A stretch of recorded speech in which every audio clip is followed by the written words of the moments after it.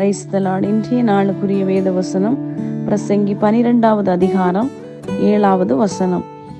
இவ்விதமாய் மண்ணானது தான் முன்னிருந்த பூமிக்கு திரும்பி ஆவி தன்னை தந்த தேவனிடத்திற்கு மறுபடியும் போகாததற்கு முன்னும் அவரை உன் வாலிப பிராயத்திலே நினை.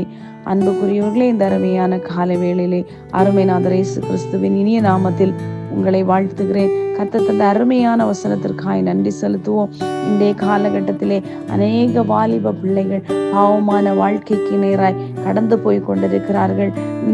இந்த மண்ணான இந்த சரீரமானது மண்ணுக்கே திரும்ப போகிறது.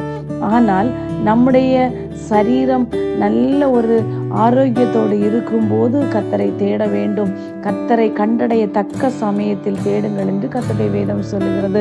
அதுபோல நாம் அவரை கண்டடைய தக்க சமயத்தில் தேடினோமானால் அவர் நமக்கு தென்படுவார். இந்த இடத்திலே சொல்லப்பட்டிருக்கிறது, இன்றைக்கு தேடலாம், நாளைக்கு பார்க்கலாம் என்று அநேக நேரத்திலே நாம் கர்த்தரால் உணர்த்தப்படுகிறோம். ஆனால் இன்றும் நாம் தள்ளி கொண்டிருக்கிறோம். எதற்காக வேண்டி?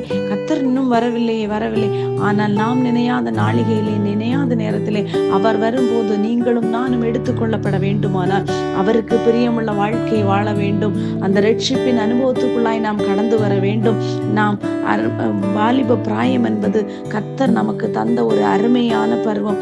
அந்த வாழ் நாட்களிலே அநேக பிள்ளைகள் மற்ற காலகட்டங்களை காட்டிலும் அந்த வாலிப பிராயத்திலே பாவத்திற்கு நேராய் உள்ளாக்கப்படுகிறார்கள். அறிந்தோ அறியாமலோ சத்துருடைய கனிகளில் அகப்பட்டு கொள்ளுகிறார்கள். இந்த நாட்களில் எத்தனையோ வாலிப பிள்ளைகள் போதைக்கு அடிமையாகி அனுதினமும் ஓரோ நாட்களும் பெற்றோர்களுடைய கண்ணீரும் வேதனையும் சகிக்க முடியாத அளவுக்கு போய்கொண்டிருக்கிறது. சத்துரு தந்திரமாய் வாலிப பிள்ளைகளை தங்களுடைய வலைகளிலே இழுத்து கொள்ளுகிறார்.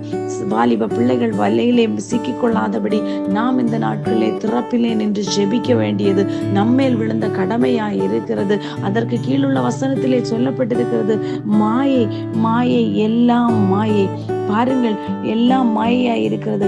நாம் எதை செய்தாலும் ஒரு நாள் நியாய தீர்ப்பு வைக்கப்பட்டிருக்கிறது. அந்த இடத்திலே நாம் கர்த்தருடைய சந்நிதியிலே நாம் களிப்போடு நிற்க வேண்டுமானால் வாலிப பிராயத்திலே கர்த்தரை நினை. இன்றைய இரட்சணியத்தின் நாள், இன்றைய ரட்சிப்பின் நாள். கர்த்தரை சார்ந்து கொள்வோம். அவரே நமக்கு இரட்சகர். அவரே இந்த உலகத்தின் பாவங்களை விடுவிக்க வல்லமுள்ள தேவனாய் இருக்கிறார்.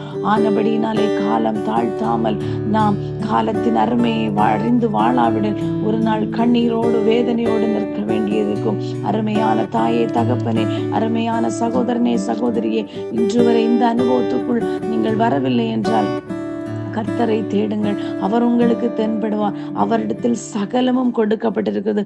அவர் உங்களை விடுவிக்க வல்லமுள்ள தேவனாய் இருக்கிறார். அவர் தாமே உங்களை ரட்சித்து விடுவித்து காத்துக் கொள்வாராக. ஆமேன். God bless you all.